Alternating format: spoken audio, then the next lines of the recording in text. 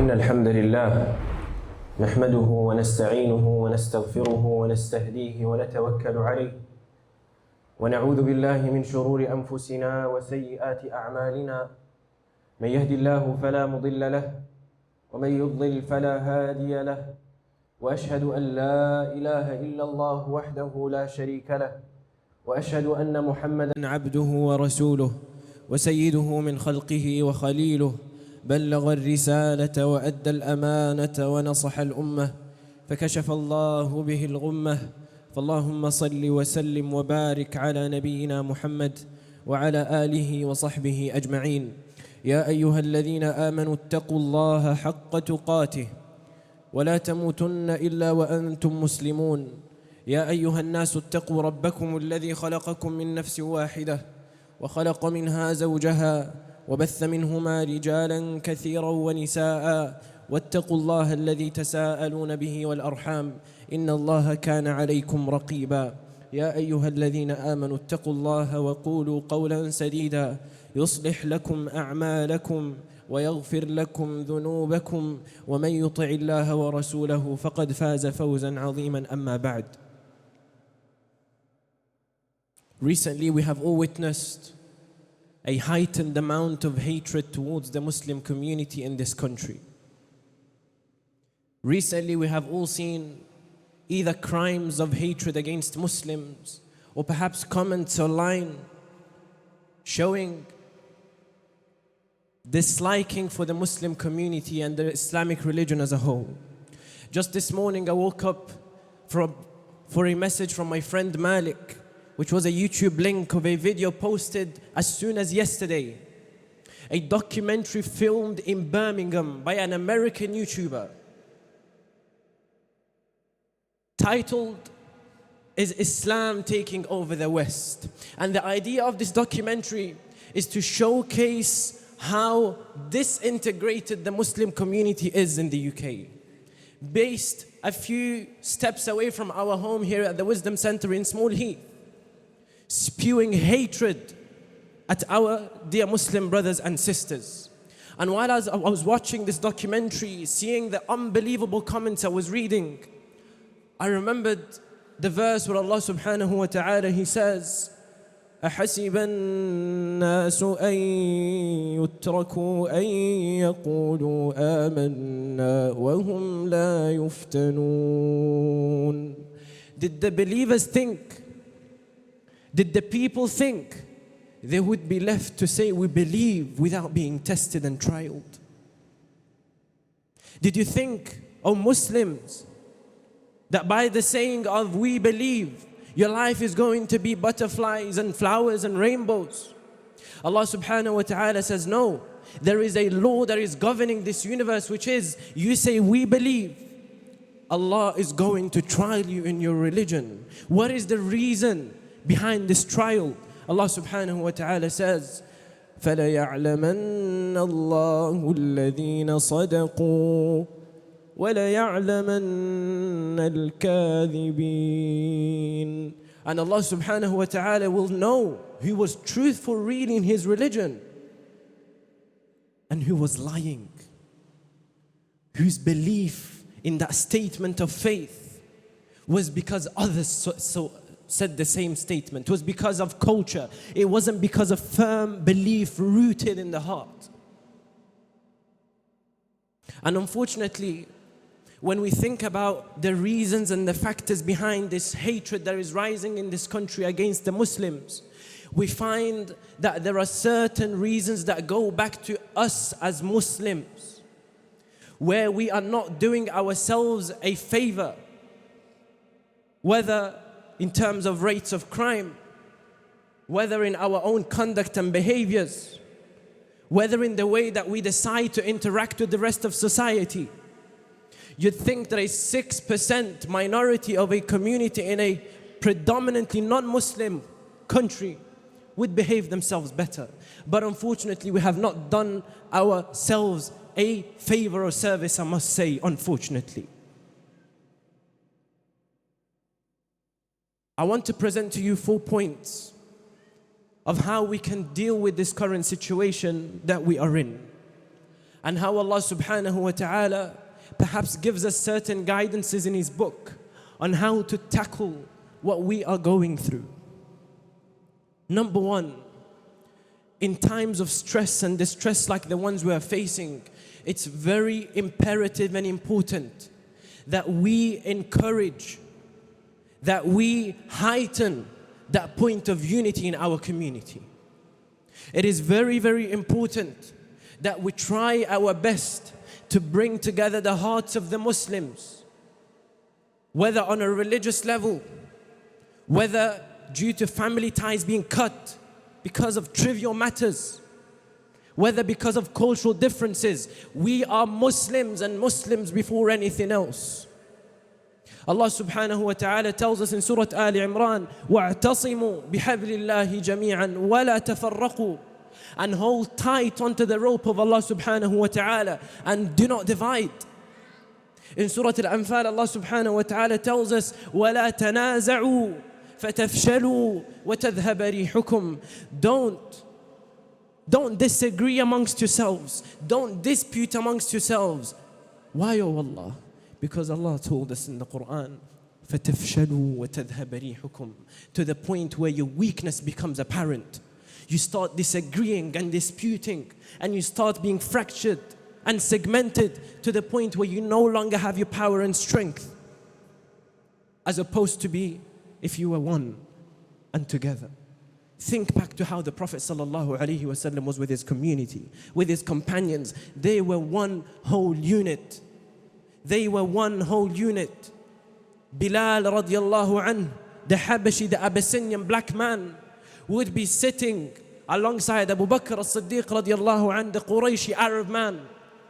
And the only difference between the two of them would be the faith in their hearts.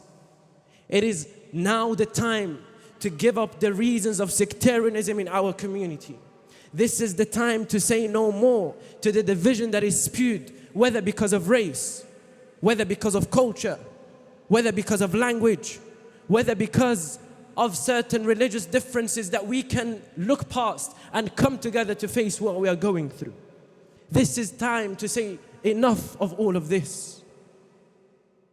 The situation that we're in is really a problem, my dear brothers and sisters. And we need to open our eyes and awaken ourselves to the reality of what we're facing for the sake of our future, for the sake of the future of our children. The second point that I want to mention that we need to keep in front of our eyes in times of distress like the one that we're living in is the point of realizing that each and every single one of us here is an ambassador for the religion of Islam. Whether you realize it or not, the other people and the other factions from this society see each and every single one of us as a flag bearer of Islam. That our actions are automatically translated as being Islamic, whether the good or the bad. If you do something that is wrong, people will automatically associate it with the religion of Islam. And how shameful of it. How shameful is it that our actions bring back shame to the religion of Allah subhanahu wa ta'ala, the most beautiful and perfect religion. It is imperative that we fix our akhlaq. My dear brothers and sisters, this is something from the core of our religion. As the Prophet sallallahu alaihi wasallam told us, ad-deenul khuluq, that religiosity truly is character. How is your behavior when you're outside? How are your dealings in business? How are your dealings in trade? Are you somebody who cuts corners? Are you somebody who tries your utmost to represent and present itself or Islam in the best possible manner? Think of the merchants of Yemen who traveled to the lands of Indonesia, and because of their character, because of their akhlaq, because of their honesty, the whole of Indonesia accepted Islam. And until this very day, those lands are still Muslim because of the akhlaq of the traders and the businessmen. Indonesia did not become Muslim through the sword. It became Muslim through the akhlaq of the people who were there doing business. Isn't in those traders an example for us to take from? Isn't in the Prophet sallallahu alaihi wasallam an example for us to take from? We claim to be followers of the Prophet sallallahu alaihi wasallam. We claim to be followers of the Salaf. Where are our dealings like the dealings of the Salaf? Didn't Allah subhanahu wa ta'ala describe the Prophet sallallahu alaihi wasallam in the Quran, and He says, وَإِنَّكَ لَعَلَى خُلُقٍ عَظِيمٍ, and verily you are upon great character. You claim to follow the Prophet sallallahu alaihi wasallam, but you're vulgar in your language. You swear, you deceive, you cheat people. You deal with people wrongly. How dare you associate yourself to the Prophet sallallahu alaihi wasallam? Every single one of us is a flag bearer of Islam. Think for yourself. How do others see Islam through your character? How do others see Islam in your character? How do others see the character of the Prophet sallallahu alaihi wasallam in your dealing? And if you don't find any of it in your character, then cry for yourself and weep and rise again. My dear brother, my dear sister, أقول قولي هذا وأستغفر الله العظيم لي ولكم فاستغفروه إنه هو الغفور الرحيم.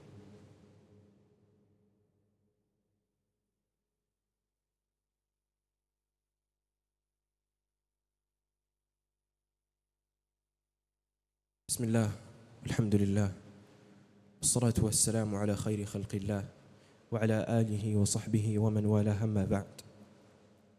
The third point in how we should be responding to these calamities that are around us and the heightened hatred towards the Muslim community is a very, very important point which I want us to all internalize and leave this whole understanding the next and the following point properly.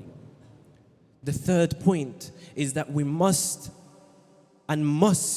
rally around our masajid and our Islamic institutions.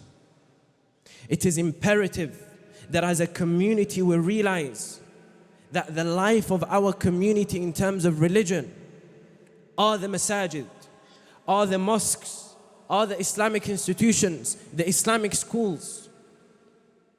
And unfortunately we have witnessed a dip perhaps in support for these institutions. I'm not necessarily speaking about financial support. When we speak about supporting the masajid, the first thing that comes to mind is financial. That is very important and we're going to speak about it. But far, far greater than that is manpower. People who actually are able to come and improve our institutions. People who volunteer their time, who volunteer their skills, who volunteer their effort in bettering and pushing forward our masajid. It is inconceivable that our skills as a community are being used and pumped to fuel the capitalist machine, while our masajid starve and have nothing to push them forward. Now is the time to truly rally around our masajid, to realize they are the guardians of our faith. And without the masajid, the religion of many of us today sitting in this hall wouldn't be intact and wouldn't be present. Now is the time to give back to those Islamic institutions when they stood next to us, when they guarded our religion. It is now our time to guard them. We saw the amount of crimes that are committed against masajid. The crime that I spoke about earlier. They smeared a masjid that is very active in our home city in Birmingham. And you can go back to the documentary and watch it. We have to rally around our Islamic institutions. The masjid is the center of the community. The first thing the Prophet ﷺ did when he entered Medina was build a masjid, because he realized it's the center before he even built his own home to sleep in sallallahu alaihi wasallam. Where are the people who take care of the houses of Allah subhanahu wa ta'ala? Where are the people who take care of the houses of Allah subhanahu wa ta'ala?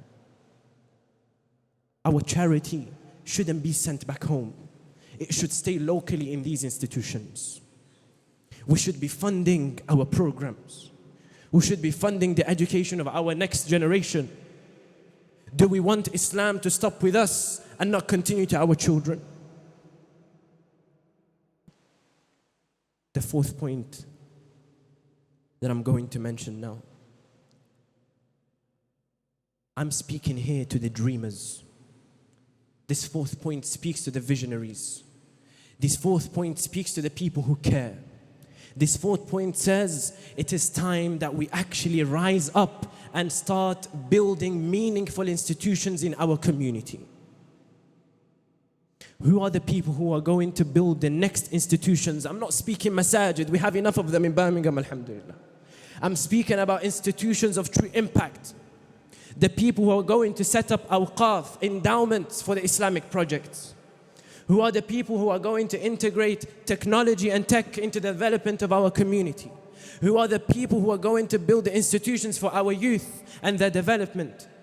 In Birmingham, I can't think of one institution that their whole mission and sole job is youth development. We don't have a single institution independently with its own building where we know this institution deals with the development of the youth. Why is that not the case? How long have we been in these lands? Over 50 years, 60 years, 70 years, for some of us over a century. Why don't we have institutions like this? We need visionaries in our community. We need people of innovation. I'll end my khutbah with a hadith of the Prophet sallallahu alaihi wasallam,